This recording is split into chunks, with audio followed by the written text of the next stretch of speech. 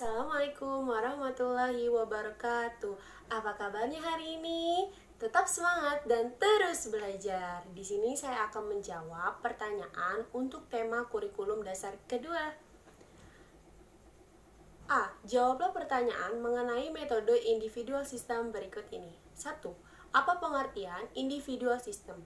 Individual system adalah proses belajar yang berpusat pada anak sebagai subjek belajar. Yang kedua, mengapa pendekatan yang dilakukan harus secara individual system? Karena jika kita tidak mengetahui kesukaan anak tersebut, bagaimana kita bisa mengalihkan perasaan bosannya tersebut? Yang ketiga, apa tujuan yang ingin dicapai dengan melakukan pendekatan secara individual system? Agar proses belajar dapat dilakukan secara bertahap atau small step system. Yang keempat, di Bimba, murid dan guru memiliki peran masing-masing. Sebutkan apa peran guru dan murid. Guru di Bimba adalah seorang motivator di mana kita memberikan motivasi agar anak menyukai belajar. Dan murid adalah sebagai subjek untuk belajar. Yang kelima, apa perbedaan antara metode individual system dengan classical system? Di mana berbeda pada paradigmanya.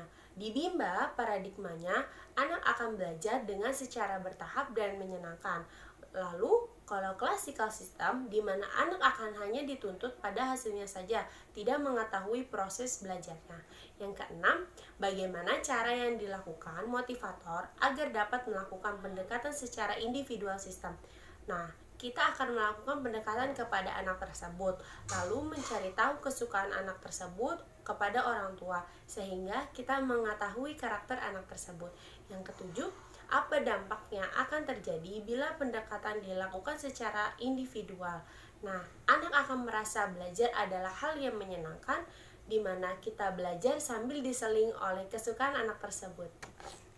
Yang kedelapan, apa dampak yang akan terjadi bila pendekatan dilakukan secara classical system? Nah, anak akan merasa bosan sehingga anak tidak menyukai belajar dan merasa belajar adalah hal yang terpaksa.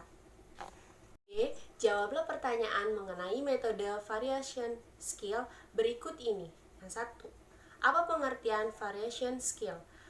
Adalah kemampuan yang harus dimiliki setiap motivator dalam memvariasikan kegiatan belajar. Yang kedua, mengapa kegiatan belajar harus memvariasi? Karena agar anak tidak merasa bosan jika kegiatannya hanya itu-itu saja. Yang ketiga, apa tujuan yang ingin dicapai dengan memvariasikan kegiatan belajar? Nah, sama seperti yang itu, yaitu agar anak tidak merasa bosan, bahkan anak akan semakin tertarik, bersemangat, dan antusias dalam kegiatan bermain sambil belajar. Yang keempat, sebutkan 3 aspek belajar, yaitu kemampuan afektif, kemampuan kognitif, dan kemampuan psikomotorik. 5. Kegiatan apa yang termasuk pada aspek kognitif? Nah, kegiatan yang berkaitan dengan hati dan perasaan, berupa suka atau tidak suka, senang atau tidak senang, seperti bernyanyi, berdialog, bercerita. Yang keenam, kegiatan apa yang termasuk aspek afektif? Nah, kegiatan yang berkaitan dengan kerja otak, seperti membaca dan berhitung. Yang ketujuh, kegiatan apa yang termasuk aspek psikomotorik? Yaitu kegiatan fisik yang berkaitan dengan penggunaan anggota tubuh. Yang kedelapan, bagaimana cara motivator memvariasikan kegiatan belajar dengan aspek belajar?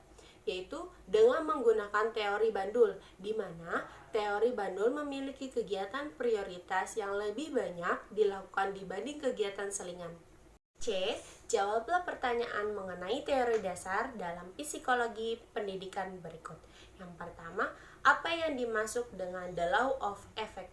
Yaitu hukum akibat, yaitu di mana kita melakukan suatu kegiatan yang menyenangkan, maka akibatnya akan diulang oleh anak tersebut. Yang kedua, apa yang dimaksud dengan the law of exercise? Hukum latihan, yaitu di mana kegiatan yang terus diulang maka akan berdampak mampu. Yang ketiga, apa yang dimaksud dengan the law of readiness? atau hukum kesiapan, yaitu ketika seseorang semakin mampu, maka akan semakin siap dan terampil. Sekian, wassalamualaikum warahmatullahi wabarakatuh.